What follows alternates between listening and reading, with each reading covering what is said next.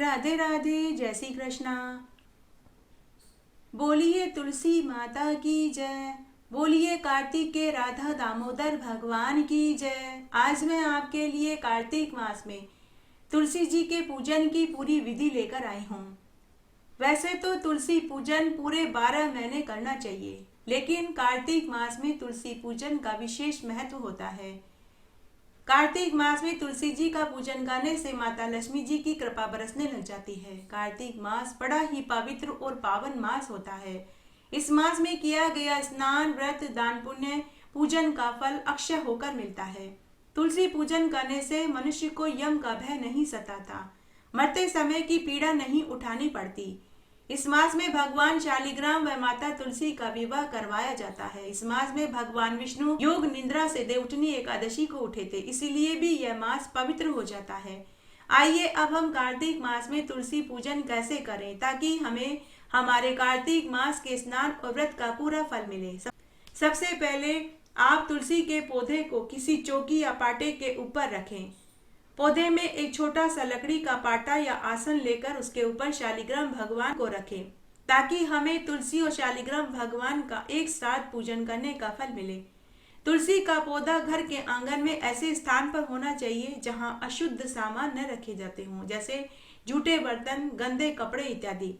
पूजन हमेशा सुबह ब्रह्म मुहूर्त और तारों की छांव में और शाम को संध्या के समय करना चाहिए। जब भी आप पूजन करें, नहा धोकर साफ वस्त्र पहने।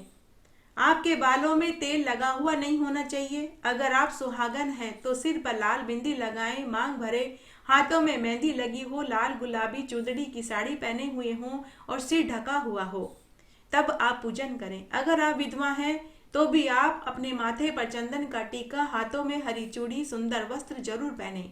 इसका अधिक फल मिलता है। सबसे पहले तुलसी माता के पास हाथ जोड़कर गलती होने की क्षमा पहले ही मांग लें।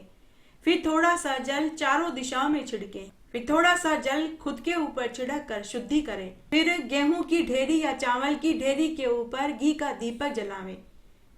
फिर तुलसी जी को जल से सींचें। कई बार लोग कहते हैं कि हमारे तो नल शाम को आता है, या कुछ लोग कहते हैं कि हमारे 2 दिन बाद नल आता है। तो ऐसे में हम बासी जल से तुलसी माता को कैसे सींचे?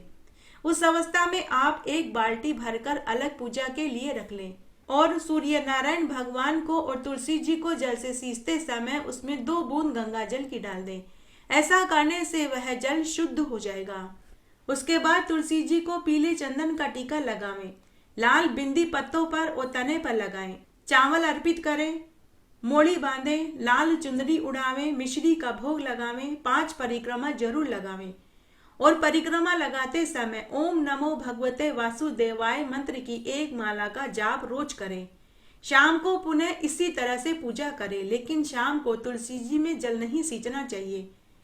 देवउठनी एकादशी के दिन पूजा इसी तरह करें, लेकिन साथ ही सुहाग की पिटारी, 5 कपड़े माता तुलसी के नाम से और शालिग्राम भगवान के लिए पाठ पीताम्बर, छोटी सी मुरलिया, मुकुट भी चढ़ावें। फिर इन मंत्रों का जाप करें। सबसे पहले तुलसी नामाष्टक मंत्र बोलें। वृंदा वृंदावनी विश्व पूजिता विश्व पावनी पुष्प सारा नंदिनी च तुलसी कृष्ण जीवनी एत नाम अष्टकम चैव नामार्थ संयुक्तम य पठेत ताम संपूज्य शोभम मेघ लभेत। तुलसी जी को सींचते समय यह मंत्र बोले। महाप्रसाद जननी सर्व सौभाग्य वर्धनी आधि व्याधि हरा नित्यम तुलसी त्वम नमस्तुते। तुलसी स्तुति मंत्र है। देवी त्वम निर्मिता पूर्वम चिंतासी मुनीश्वरे नमो नमस्ते तुलसी पापम हर हरि प्रिय। तुलसी जी तोड़ते समय यह मंत्र बोलना चाहिए। मातस तुलसी गोविंद हृदयानंद कारिणी नारायण से पूजार्थ चिन्होमी त्वाम नमस्तुते। तुलसी पूजन के बाद यह मंत्र जरूर बोलना चाहिए। तुलसी श्री महालक्ष्मी विद्या विद्या यशस्विनी धर्म्या धर्मानना देवी देवी देव मनः प्रिया लभते सुतराम भक्ति मंते विष्णु प्रदम लभेत तुलसी भूर महालक्ष्मी पद्मनी श्री हरि प्रिया। उसके बाद में माता तुलसी को भोग चढ़ाना चाहिए। भोग में आप अलग अलग रोज भोग चढ़ाएं। कभी माखन मिश्री का भोग चढ़ाएं तो कभी मावे की मिठाई का भोग चढ़ावें। इस तरह माता तुलसी की पूजा पूरे कार्तिक मास में करनी चाहिए। फिर तुलसी माता को जो कपड़े और भोग चढ़ाए हैं, ये सामान आप किसी सुहागन ब्राह्मणी को दे दें, छोटी बहन या अपनी किसी फ्रेंड को दे दें, या फिर आप पंडित जी को दे दें, या किसी मंदिर में दक्षिणा के रूप में रख कर मंदिर में चढ़ा दें। इस तरह पूरे कार्तिक मास में तुलसी जी की पूजा करेंगे तो आपको इसका अक्षय फल प्राप्त होगा। इस तरह आज मैंने आपको कार्तिक मास में तुलसी जी की पूजा करने की पूरी विधि बताई। आशा करती हूँ आपको इस वीडियो से जरूर मदद मिलेगी।